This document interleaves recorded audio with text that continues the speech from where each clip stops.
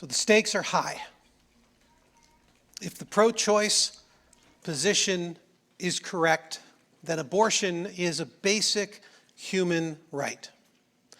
If the pro-life position is correct, then abortion is the killing of a child. We're here on Sanctity of Life Sunday, and I want to frame it by giving you just a few of the statistics. We have 862,000 abortions in America in 2017. Out of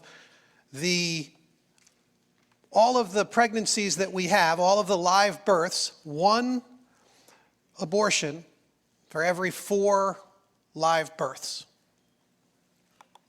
That amounts to 24% of women in America who will have an abortion at some point in their lives. This makes it one of the most common surgical procedures in the U.S., and more than 60% of the people who get an abortion are religious, with 13% of them claiming to be evangelical Christians. So here we are, the Sanctity of Life Sunday, and I understand how difficult and challenging a topic like this can be, because I know there are women here who have had an abortion. There are women and men here who have encouraged others to have an abortion. And so I'm not in any way, it isn't my intention to hurt people or to pass judgment or anything like that. I'm not going to be able to nuance everything that I say, so I sort of want to just apologize in advance for things if they sound harsh or unkind. That isn't my intention in any way. But I do hope to speak very plainly to you about a very difficult and passionate kind of a conversation. I do assure you, though, this isn't a political conversation for me at all. This is a biblical and moral issue for me. Now, I am speaking from a biblical worldview. My background, of course, is as a Christian, and so there are a few assumptions that I start with. I believe that the Bible tells us that every person is created in the image of God, and that means we are worthy of love, protection, justice. I also think that the Bible makes it abundantly clear that God formed us and He knew us while we were still in the womb. There's some very beautiful and powerful scriptures that tell that story. One of the things that often surprises people, though, is just how pro-life the early church was. I mean, it's pretty startling when you start to go into the early centuries, 1st century, 2nd century, 3rd, all the way up through the 400s. All of these letters or leaders of the Christian church had spoken plainly and forcefully against abortion. This is not a modern conversation. It is a very ancient one. And the church has been pro-life from the very, very earliest of days because we inherited the pro-life position from Judaism. And so all of these letters, Clement, Tertullian, Origen, Cyprian, Basil, Jerome, big names, Augustine, all had spoken passionately against abortion in their day. Now we could develop any of these biblical topics, and it would be really encouraging in many ways and for many of us to do that. There's lots of texts throughout all of the Bible that would be utilized in that kind of a biblical study. And that would certainly be more in my wheelhouse. But it isn't the direction that I want to head in this morning. I want to head in a slightly different direction. What I really want to do is I just want to talk to you about why I am pro-life. I just kind of want to lay that out and how I've sort of begun to understand this over the many, many years now that I've been pro-life. And I know that we have all sorts of different people here. I know we have pro-life Christians who are here in the room. People just like me, pro-life Christians. And for you, what I'm hoping is that today I'm just going to try to equip you a little bit. We don't really talk about these topics as much as we used to. It's not something most of us read about or study or anything like that. We just sort of we just are, and maybe we feel that way, but we don't really think about it or talk about it. I just want to equip you a little bit more this morning so that you might be able to carry these ideas and this message forward. There's another group of people here who are Christians, but you're pro-choice. And what I want to do for you this morning is I just want you to consider what I'm saying. I just want you to be open. And I want you to prayerfully bring what you hold dear in this area before God. And just see how your pro-choice convictions line up with your Christian convictions. I just want to encourage you to be open-handed in this and willing to let God do a work if that is what's going on in your heart. I just want to encourage you. And in fact, I do want to change your mind. And so I'll just kind of lay my cards on the table. I really do hope that at the very least I can begin to change your mind. If not change it, at least give you something significant to think about. And I also know there are folks here who are pro-choice and non-Christians. And so for you, I'm really glad you are here, and I really do hope that I'm able to speak to you in a way that you consider respectful and kind and all of that. And I do hope that at the very least, obviously what I would love is for you to also change your mind. But what I really do hope at the very least is that you just get a glimpse into the heart of at least one pro-life Christian. And so that's kind of what I'm hoping to accomplish here this morning. And so my structure is pretty straightforward. Over the years, I've discussed this topic with lots and lots of people. And so for today, what I did is I wrote down just a whole series of some of the questions or objections that I've heard over the years that people have to the pro-life position. And I'm simply going to just work my way through those questions and do as many of them as time allows. So the first of these is, why do pro-lifers think that life begins before birth? Now, in New York State, and that is our state, this is not nationwide, but in our state, you can get an abortion right up until the moment you give birth. And so those are the new legislation, that's the new laws that we've recently passed here. And so if life begins sometime before birth, then we would be killing a child if it's aborted. That's what we have to come to grips with. And so we know that we can do this legally. The question is then, when does life begin? And for many people, they like to speak about heartbeats and brain waves, because that's really kind of how a lot of us experience it, right? We talk about things dying, and when someone dies, it's when the heart stops and when there are no longer any brain waves. And we go, well, obviously the person is now dead. Well, then why wouldn't we use the reverse of that at the very least for life? Why wouldn't we just be able to say, well, at the very least, if we have heartbeat and if we have brain waves, then we should at least say, certainly life is there. Most abortions happen after 6 weeks, 75% of them. That would mean that brain waves are stopped by most abortions. Heartbeats are now detectable within 4 weeks. That's when most of the other abortions occur. So most all abortions will in fact stop a beating heart and will cause the brain waves to stop. But I think we can actually go further than brain waves and heartbeats, because nowadays, of course, we have access to the whole field of genetics, something that has been a huge field of inquiry that helps us determine the nature of life.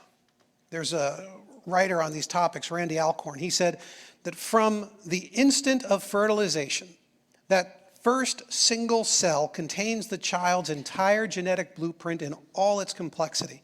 This accounts for every detail of human development, including the child's gender, hair and eye color, height and skin tone. Take that single cell of the just conceived zygote, put it next to a chimpanzee cell, and a geneticist could easily identify the human.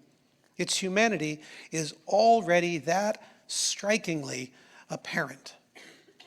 See, these things matter. The progress we've made in other fields does help us. It helps inform our decision about when a new life is actually created. You know, we talk about the developmental stages of a human.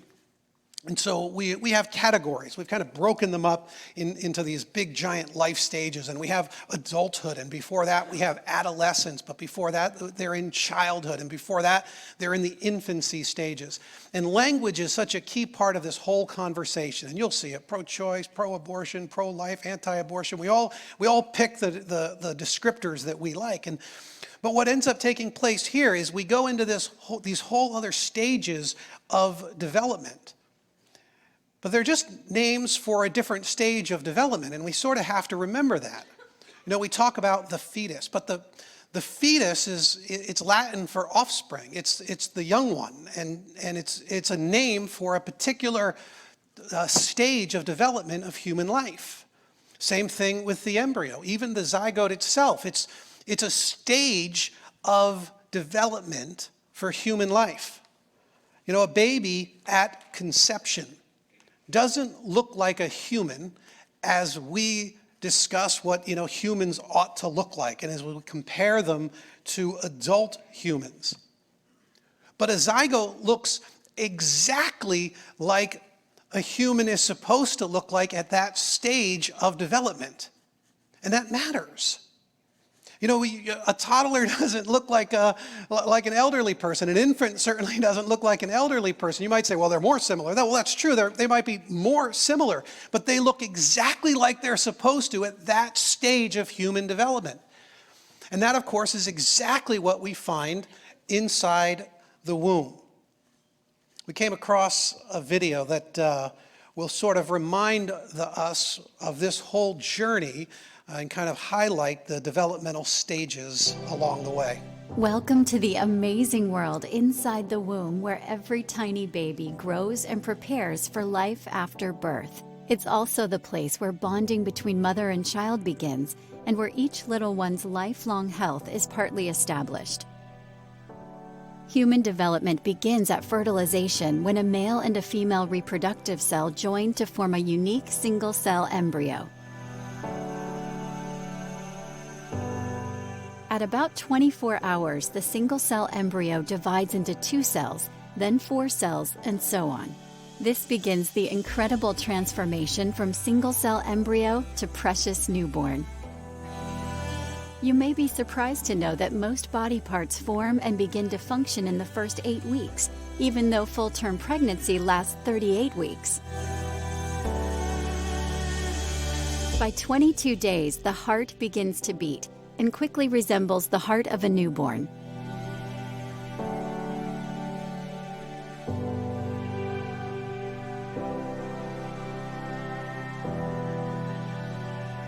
By 4 weeks, the baby is surrounded by a fluid-filled sac, and her heart is pumping nutrients to her entire body.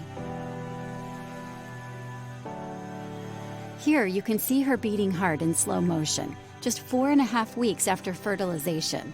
Do you see how her heart changes color as blood enters and leaves its chambers with each beat? By 6 weeks, the baby begins to move, and he will turn away if lightly touched on his face. Brainwaves have been recorded as early as 6 weeks and 2 days. By 7 weeks, the baby begins turning her head and moving her hands.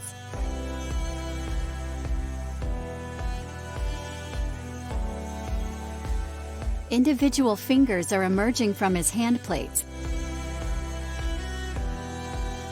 and his eyes are developing rapidly.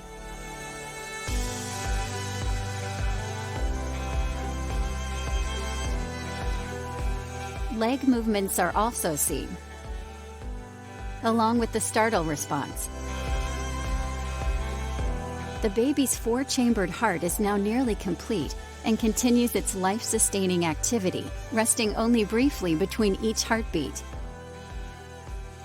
By 7.5 weeks, the baby's fingers are separate. His hands begin to touch in the midline, as do his feet. Here you can see her beautiful right eye, surrounded by her brand new eyelids.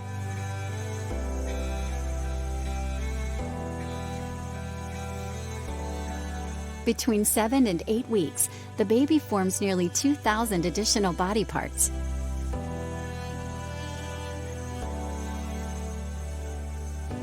By 8 weeks, the baby's brain is so complex that parts of it closely resemble the brain of a newborn.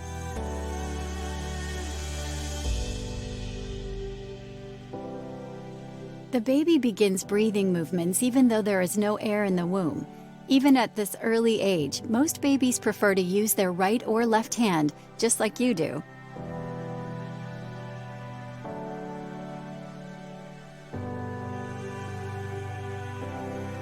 In just 8 weeks, the remarkable single-cell embryo has blossomed into 1 billion cells, which have already formed an estimated 4,000 body parts and a dozen body systems.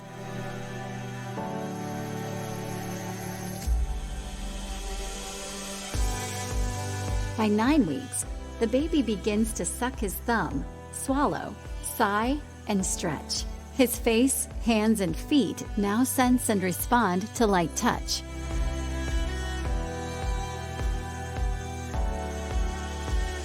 Yawning begins by 9.5 weeks. By 10 weeks, he practices walking motions, and his fingerprints begin to form.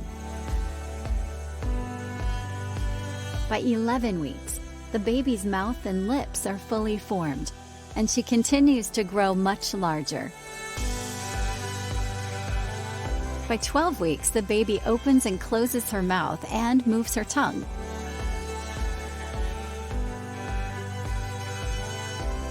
Her hands are fully formed. As pregnancy progresses, the baby continues to grow and acquire new skills: hearing, sleep-wake cycles, responding to sound and light, forming taste preferences, recognizing mom's voice, and more are all a routine part of the fascinating prenatal journey.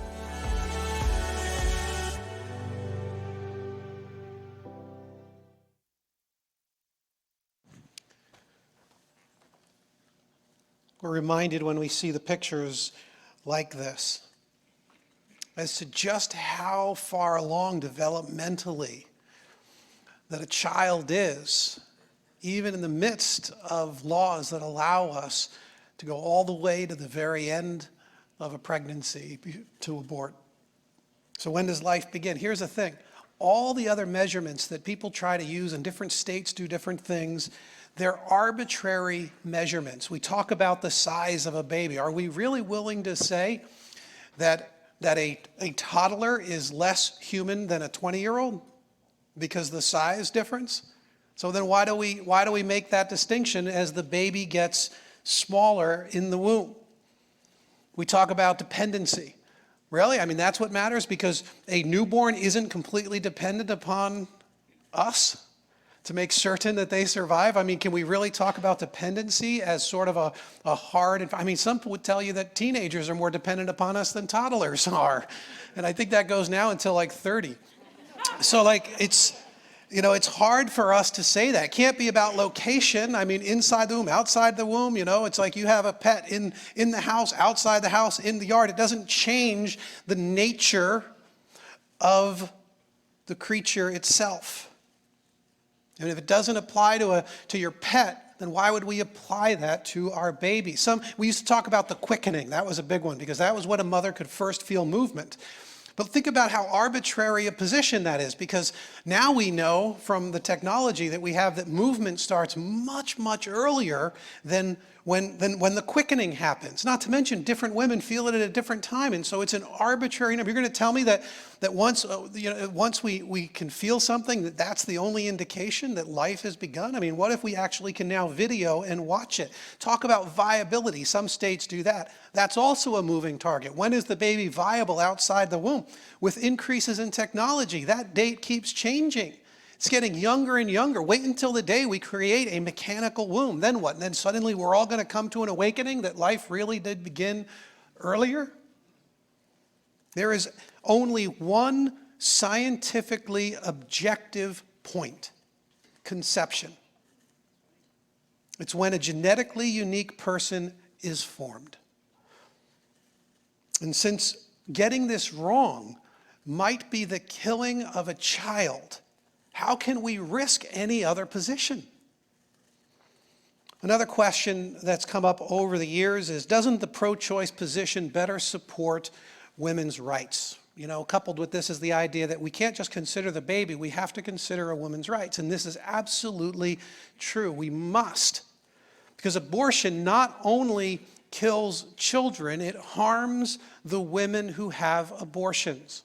Not only does it kill children in general, it kills baby girls disproportionately. Abortion clinics, they talk about choice, but most of them will refuse to give real information. They're not going to talk about developmental stages. They're not going to let you listen to the heartbeat. They're not going to show you. They'll turn any sonogram type of ultrasound equipment, they turn it away so that you wouldn't be able to actually see what's happening. They won't use language to describe a baby. Is this really choice?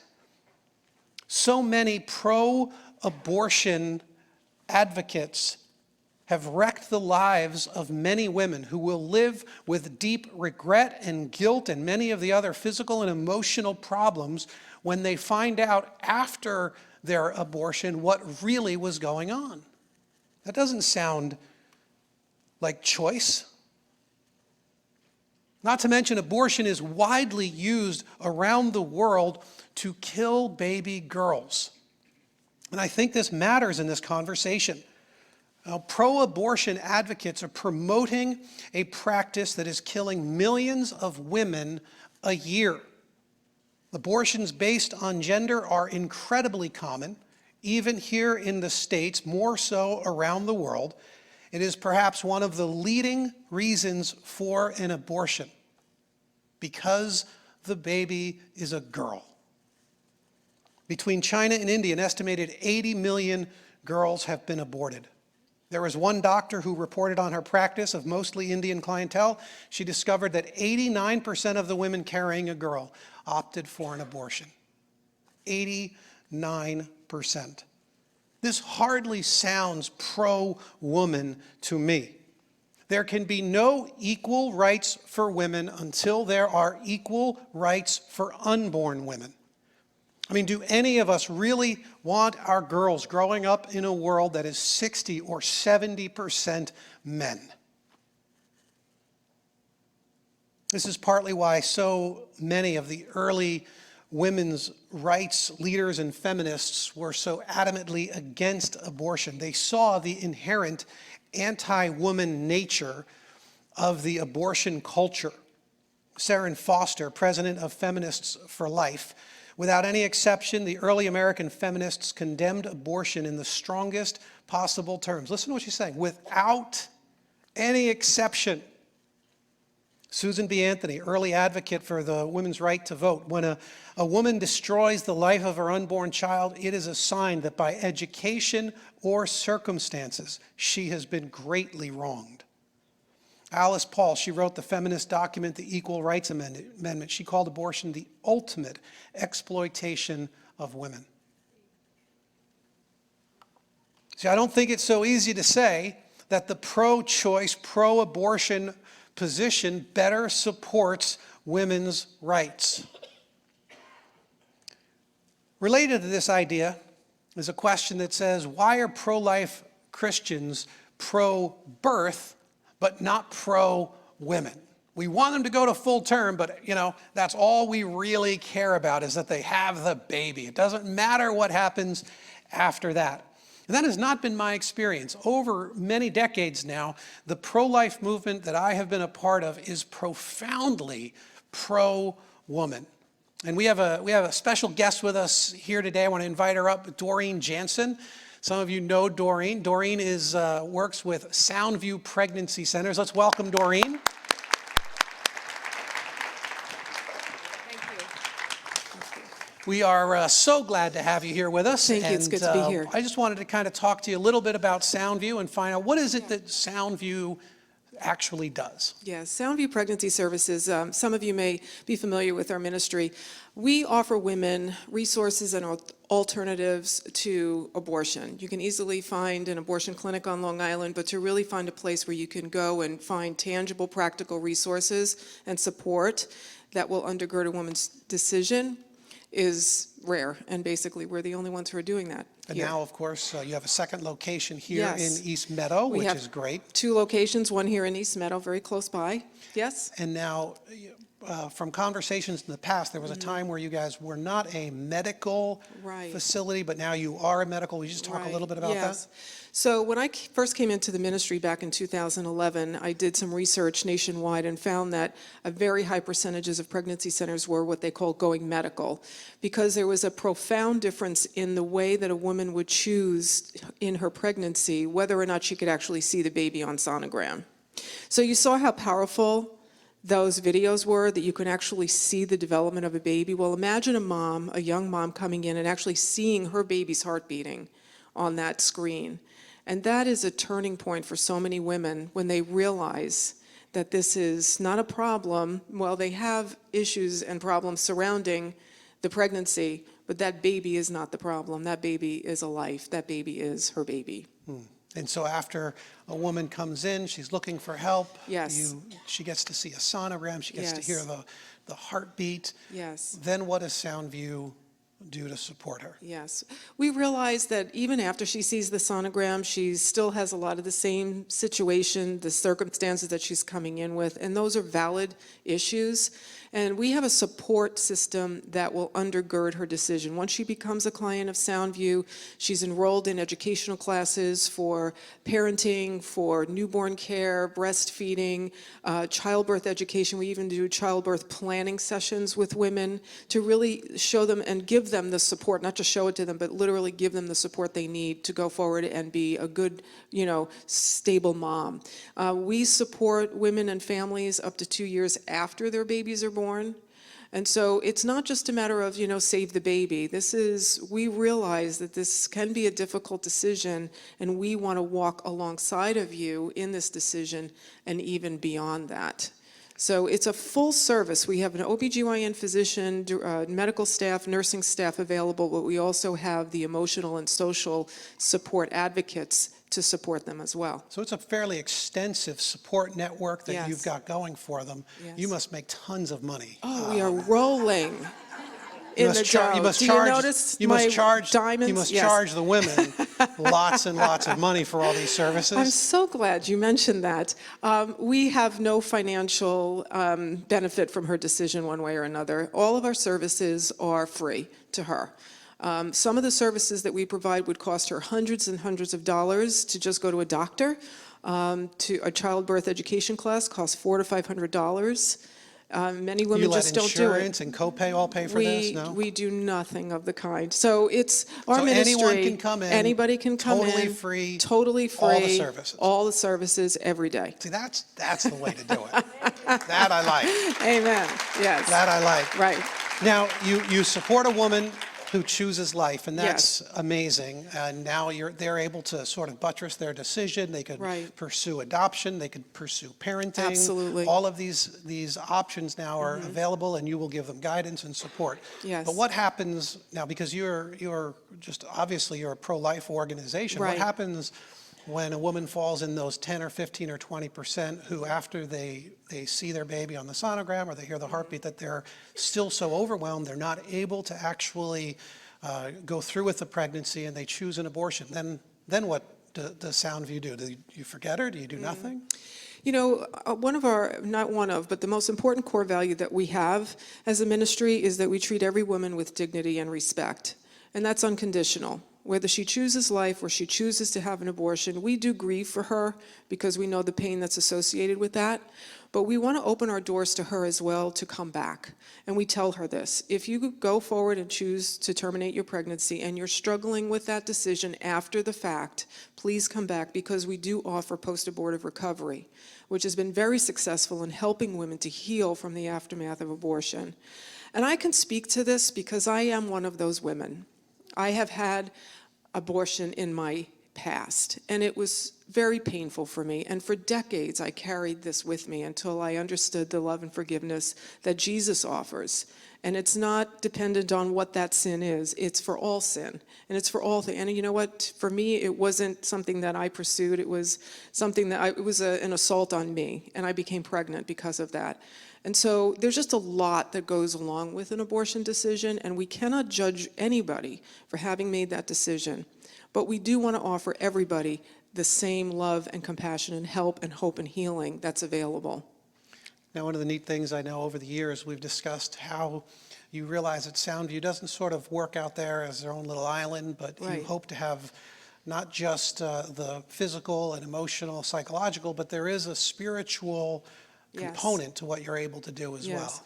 We are a ministry, and the core of our ministry is the gospel. We want women and families to know that there is a God who loves them. We want them to know Christ as their ultimate source. And so we have relationships with local churches. We have churches all over Long Island that support the work that we do, and it's these churches and these communities that we are looking for to be able to direct a woman who has now come through our center, and we've met her at the point of her need practically, emotionally, and spiritually. We've been able to open the door a little bit for her to say, yes, I do want to pursue a relationship with Jesus. Yes, I do want to know more about that.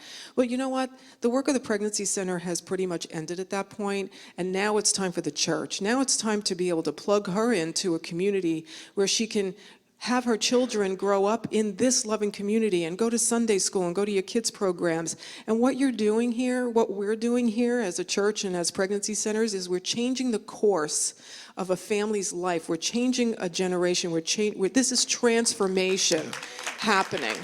So it's more than just save the life. It's about really life transformation and discipleship. And that is what I love about our churches like yours that support the work that we're doing. We're doing this together.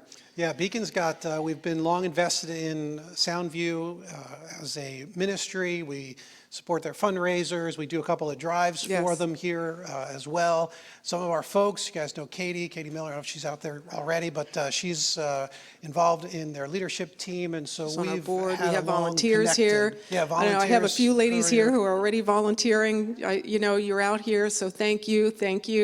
So let's just yes. thank Doreen for all the Thank great you. work that she's doing. We love what you guys are doing. Thank you. And she'll be outside after the service as well as with a table there, and they're doing this very cool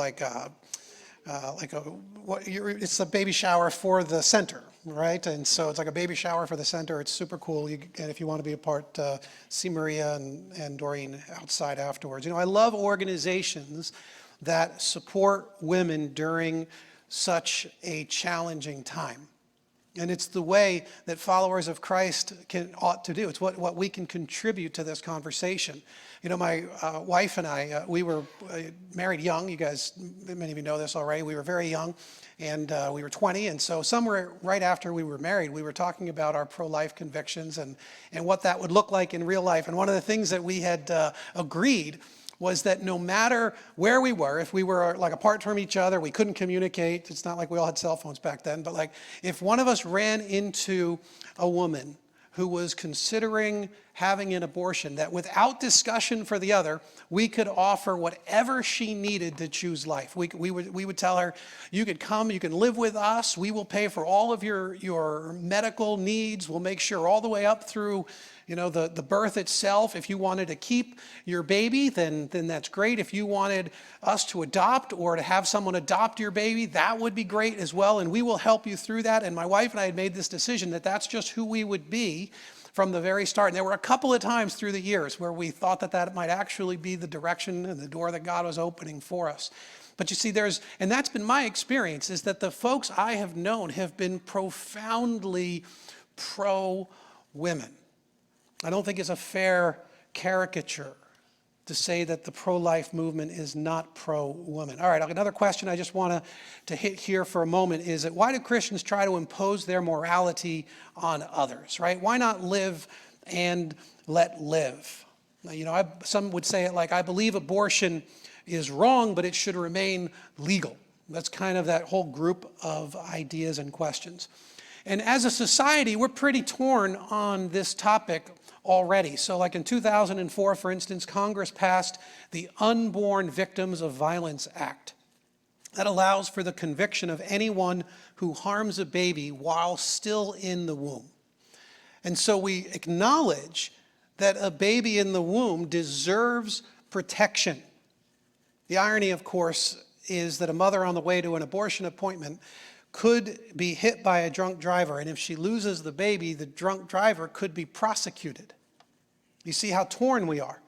You see these kinds of moral dilemmas that are starting, that have long now presented themselves. Or think of this, in 2000, the US House of Representatives voted unanimously to delay the capital punishment of a pregnant woman until after delivery. They voted 417 to 0. The bill that they passed stated that no state or federal authority, including the military, could carry out a sentence of death on a woman while she carries a child in utero. So the woman, you want a hands down, fully protected life. If the mother is on death row, you have it. That's where we protect them. But the point in this is that we've already passed legislation to protect the unborn.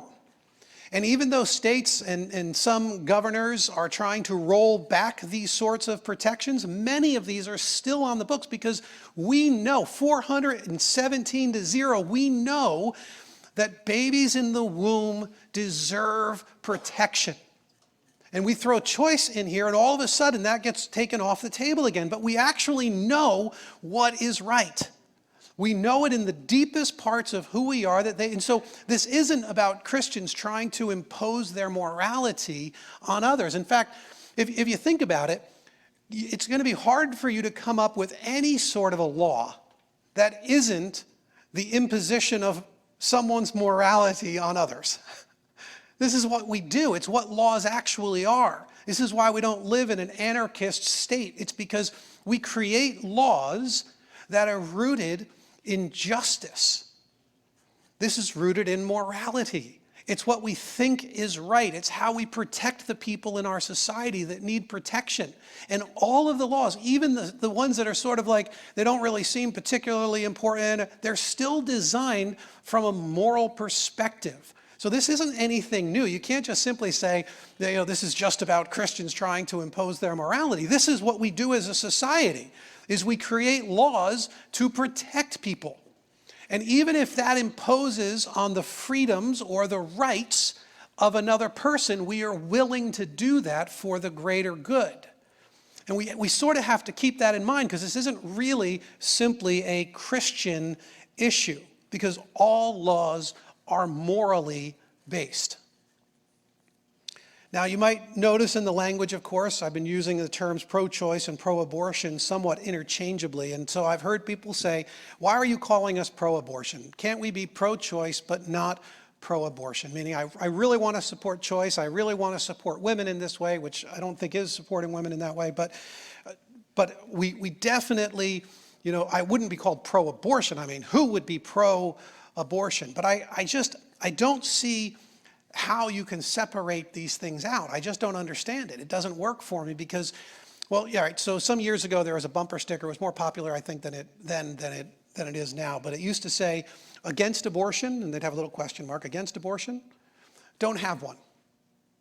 And people would see it and they'd go, yeah, that's right. That's sounds very libertarian. It sounds very sophisticated in many ways. Yeah, what are you doing? You don't like it, then don't have one. That's all that, why can't we just live and let live in that way? You do you, man. That's all. And I got to tell you, when you first hear it, you're like, yeah, that actually sounds kind of very American even. Like, it just sounds like what ought to be. Like, why can't we just kind of let people do what they want to do and just not kind of mind our own business? And it is great. That is a great attitude if you're talking about playing Yahtzee. Right? So you say, hey, you want to play Yahtzee? You do you, man. Play Yahtzee. It's cool. You want to wear, like, wool socks with Birkenstocks? Cool, go ahead. Wear it. What are we going to say? Like, go ahead, man, wear it. But as soon as, you want to eat pizza, eat pizza. You don't.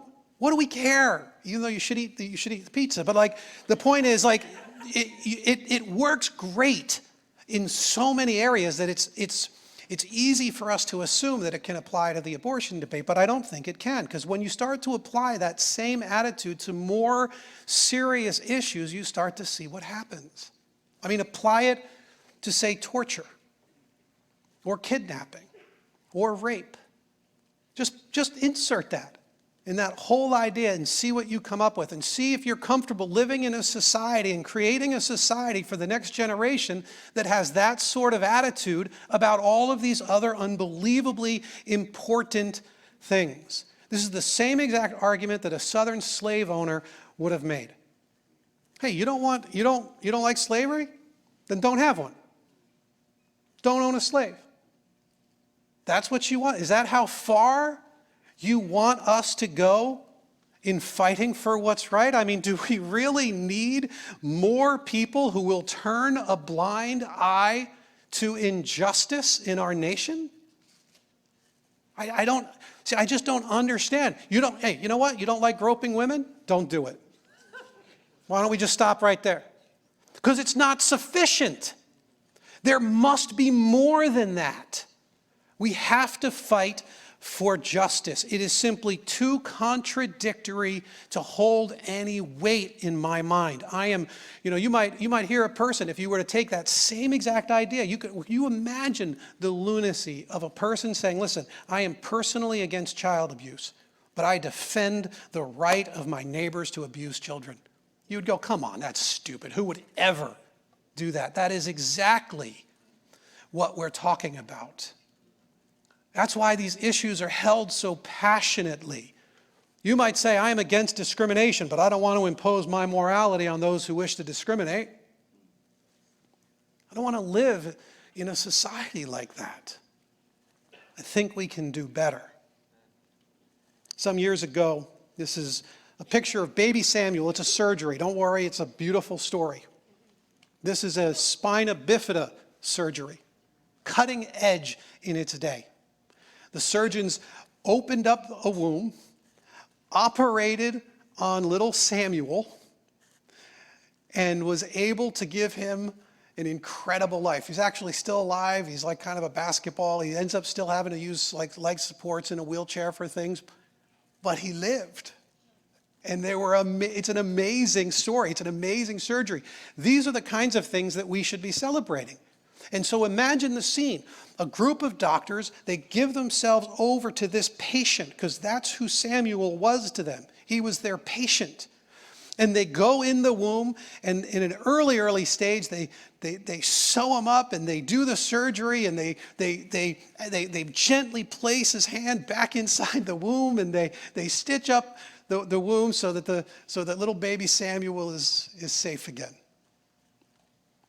And the next day, we could abort him. See, something is wrong. When we turn around, we call that freedom. It doesn't seem like we're celebrating the right things. The photographer who was there, Clancy, it was kind of a famous moment, and the picture made its rounds for a whole lot of reasons, but the photographer, he said that after the surgery, he had seen this happen. He took this picture. He said he was in total shock for 2 hours after the surgery. He had just seen this incredible medical miracle, and he had seen this baby restored. This wasn't going to die shortly after birth. And he said at that moment, he said, listen, I know now that abortion is wrong. It's absolutely wrong. He says he went from pro-choice to pro-life through that experience. These are the things we could be celebrating as a culture. We could be figuring out how to solve these kinds of problems. We could figure out how together we could help women choose life, help families choose life. And that's what I hope we do. They say that 90% of post-abortion women who experienced complications says they didn't get enough information needed to make an informed choice concerning the risks. 80% said that they probably wouldn't have aborted if they hadn't been so strongly encouraged by family, by friends, or staff at the clinic to go through with it. 83% said that they would have carried to term if they had received the support from family, friends, boyfriends, husbands, their spiritual family. 83%. Listen, the pro-life values line up better with our Christian values. They simply do. It lines up better with the teaching of the Bible, with the history of the Christian church, with the overwhelming body of scientific evidence, the psychological studies done on post-abortive women, the sociological studies done in countries that favor boys over girls. The pro-life position is simply the most honoring, kind, and just position that we can hold. I would love for you to consider where you are at on this topic. Now, here as a congregation, what we want to do is we want to be the kinds of folks who can encourage and support. And so what I'm going to do is I'm going to ask you guys to stand, and I am going to be offering up a closing prayer for us, asking that God would do a work in our hearts. And as I'm praying here, what I'm going to ask you to consider is the prayer team is going to come up. And I know there are folks here that you hear a message like this and you're saying, you know what, I want to do something here. Maybe you have a tough situation. Maybe you have some friends who are facing a tough decision like this. And maybe you're saying, you know what, I want to come up and I want to just get prayed for them. Maybe you're a guy and you've been in a position where you've encouraged it and you just want to come up. Listen, we come to Christ because we have forgiveness of our sins. And we have hope in him. And so as the prayer team comes up, I'm just going to encourage you guys after my prayer.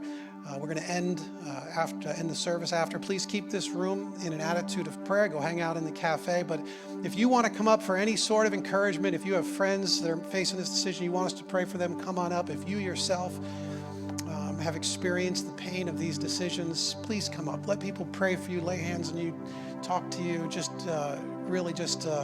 encourage you toward experiencing the grace and the hope that is in Christ. So let me pray. Lord, what I'm asking is that you would change hearts and minds here today.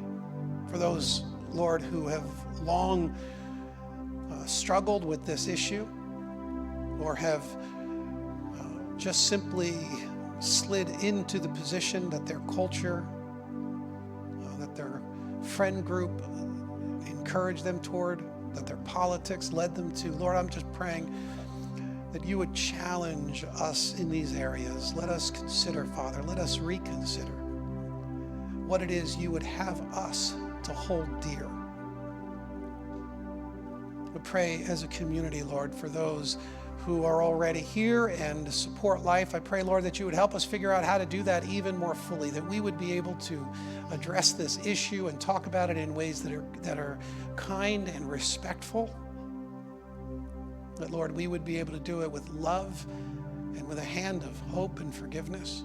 I pray, Lord, that you, in only the way that you can, would lead people to a saving knowledge of Jesus, even through these very difficult conversations. I'm asking, Lord, that those who are here today who are carrying this burden, who are facing a tough decision, Lord, I'm praying that you would just pour out your love and your goodness and your hope. It's so easy to fall into despair, Lord. It's so easy to feel overwhelmed. It's so easy to let our more selfish tendencies take hold. Lord, what I'm praying for is the selflessness of Christ to be made real to each and every one of us. We're asking that you would do this and so much more in our midst. We pray it in Christ's name. Amen.